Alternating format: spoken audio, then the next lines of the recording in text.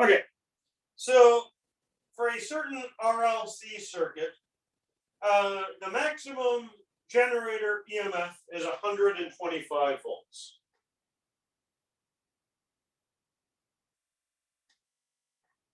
And the maximum current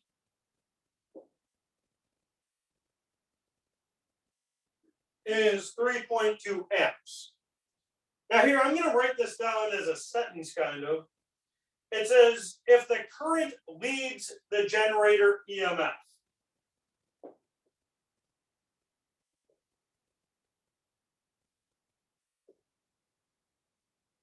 by 56.3 degrees. What is the impedance and what is the resistance of the circuit?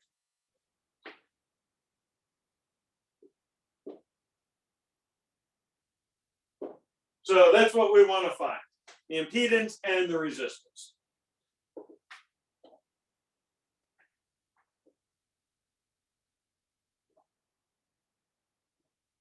Now, I didn't write down phi yet because we have to be a little bit careful about that. Check. I don't remember if I hit record. Yeah. Okay. So the current leads the EMF. So the question is, does that mean phi is positive or negative? So let's say we plot them in general. So the EMF, that's just sine omega t. So this is the EMF. Let's assume phi is positive. That means if phi is positive, right, we have a sine function, so the shape is going to look like this, but we're shifting it, and we're shifting it to the left. So if phi is positive, if we plot, say, the current, if phi was 0, then the current would just overlap the EMF. But if phi is positive, that means we would shift the current to the left. So this is current. So for phi positive, then it looks like the current is lagging the EMF. And so if the current leads the EMF, that means phi has to be negative.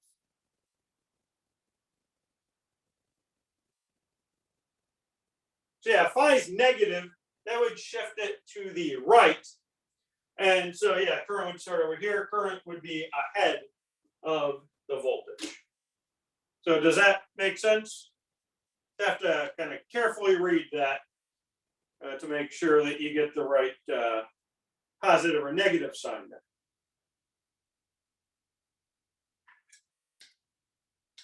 All right, now let's solve this problem then.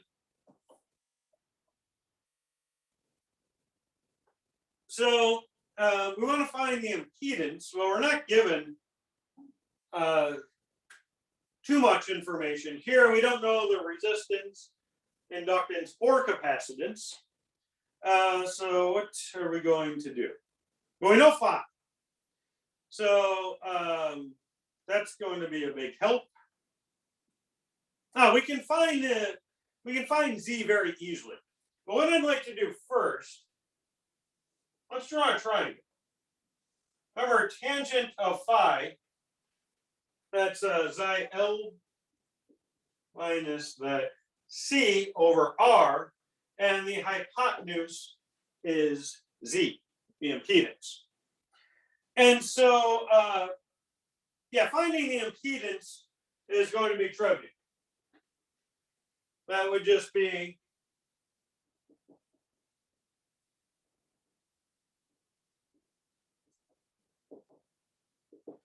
so yeah, we're given those values. So we have 125 volts divided by 3.2 amps, and a volt is an amp times an ohm. So let's see, 125 divided by 3.2. That's 35.7 ohms.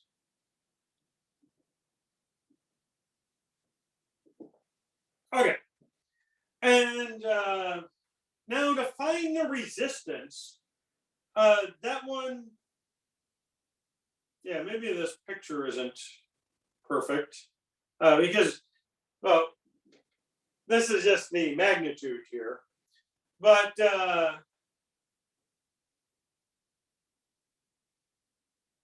I don't think that's going to matter. I mean, obviously the resistance is going to be positive. So yeah, I drew this just showing the magnitude. So like that's the magnitude of R, that's the magnitude of that difference of reactance, and impedance is always going to be positive. This is actually going to be negative. So I think I will draw it a little more accurately. Phi is negative.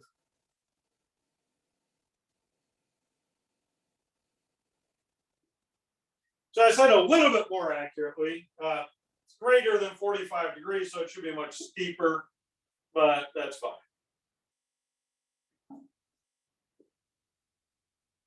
Okay.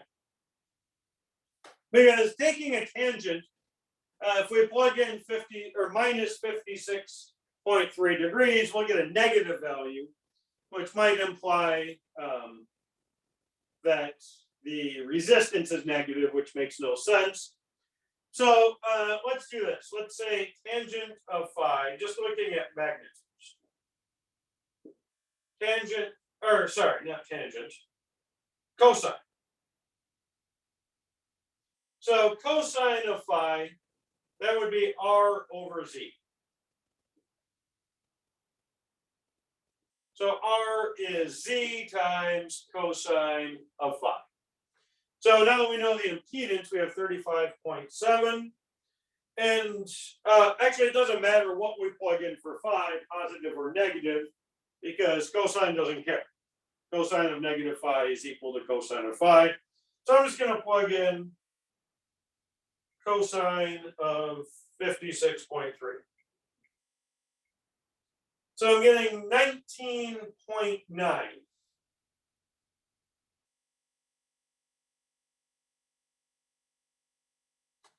So 19.9 ohms.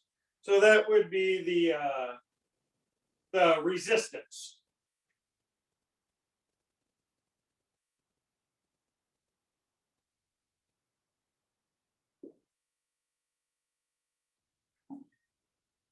So yeah, I'm going to actually add a little bit to this problem while we're on the subject. Let's, I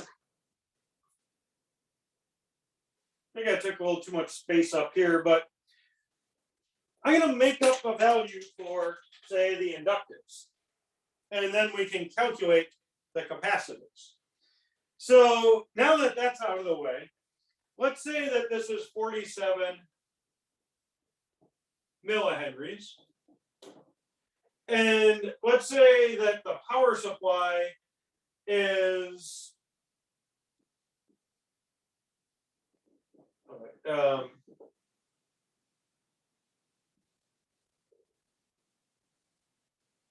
say 300 radians per second. So if you're at 50 hertz, remember the angular frequency is 2 pi times the frequency. So that'd be 100 pi or about 314 radians per second. But we're, let's make it 330 hertz. So omega is 330 radians per second. We have this, I made up a value for the inductance. And I'm going to go with this and hope it works out. You always have to be careful if you're just making up numbers. Just realize there could be an issue, but let's see what happens. So yeah, let's try to find the capacitance now. Okay, so I might have to change things down the road, but all right, let's go with this. So I'm going to erase some of this. Yeah, let's clear the board. We have these values. And so let's say, given this new information, let's try and solve for the capacitance. So I'm going to write this.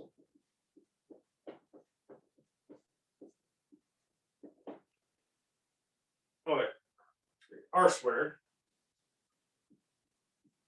Okay, so just squaring this equation, z squared is r squared plus xi L minus xi C squared. And the reason why we have to be a little bit careful is because, that can be positive or negative. It won't have any effect. But the fact that, like here, tangent was negative.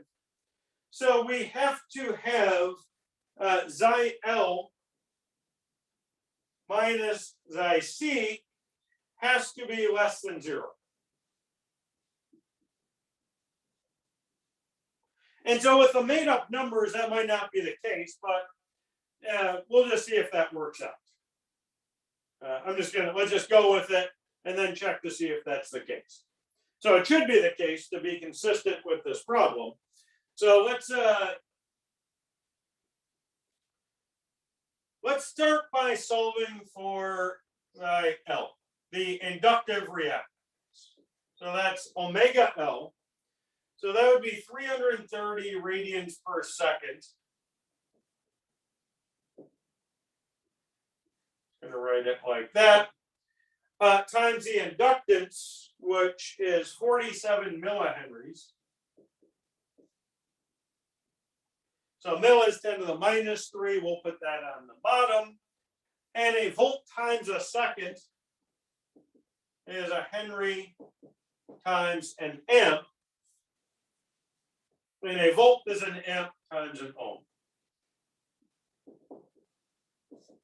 So let's just check out the units. Henries, volts, seconds, amps, and ohms. On the bottom, we have seconds, henries, amps, and volts. So we do get ohms out of this. So let me just do this real quick. I can divide by 1,000, so 0.33 times 47. So about 15.5.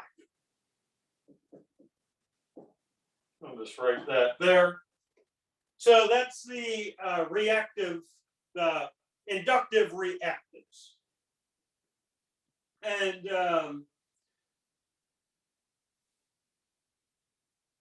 then we have to hope that the capacitive reactance is higher. So let's do that now. We know that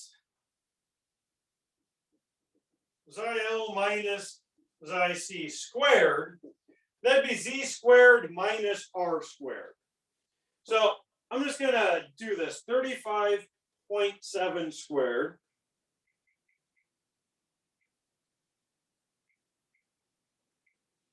And then minus r squared. So what I'm getting here is 878.5, and that would be ohm squared. So let's take the square root.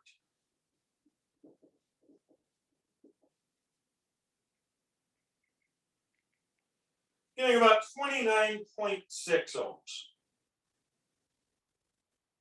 Okay. And so, now I have to check. Yeah, I don't think this is going to work out with the numbers that I made up because, of course, let's see. So really, we should have a plus or minus. So, because if we square this, we have to get 878. So there's a plus or minus in front. So let's see if we can make this work with the numbers that I made up. I think that actually will work. Let's go with the minus solution. Because xi L, that's 15.5 amps. So, this can't be negative. So we have to, xi C has to be greater so that we get a negative number, and then we'll square it. And that should actually work. So So we'll have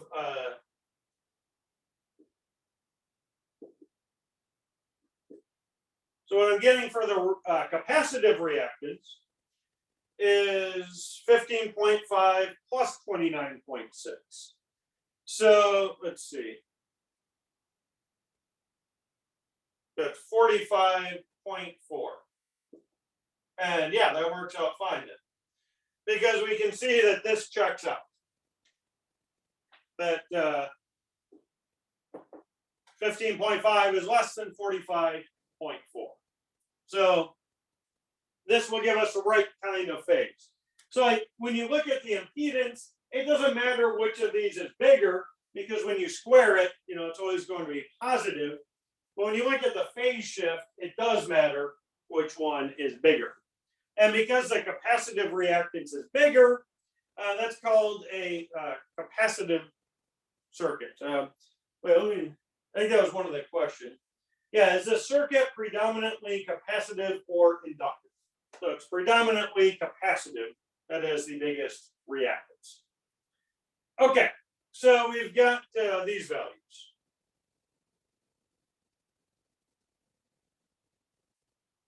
And remember, our goal is to actually find the capacitance.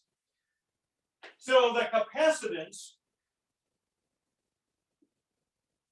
is 1 over omega times the capacitive reactance, just from that equation.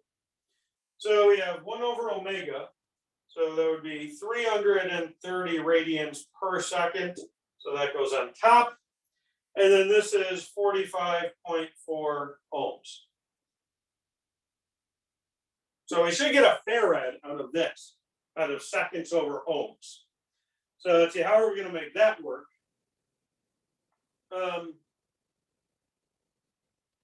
Let's see. Well, we want to get rid of the ohm. Well, here, first off, we want to get a farad. So a farad times a volt is a coulomb. We know we're going to use that one to get farads. And then an amp times an ohm is a volt. And an amp is a coulomb per second. So an amp times a second is a coulomb. So let's see if these conversion factors get us where we need. I'm just going to try to cram it in here and then erase it. We have seconds, farads, volts, amps, ohms, coulombs. On the bottom, ohms, coulombs, volts, amps, and seconds. So we will get farads out of this. And now let's get a number. So we have 1 over 330. And then 45.4. So I'm getting 6.67 times 10 to the minus 6. So let's see. That's 66.7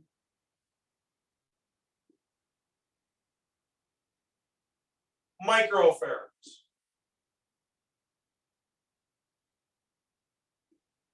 So yeah, that works out. 66.7 microfarads. Okay, so yeah, we found now our resistor.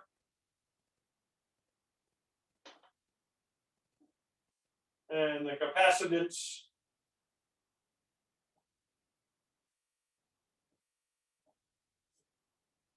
Not sure if we can do too much else with this circuit.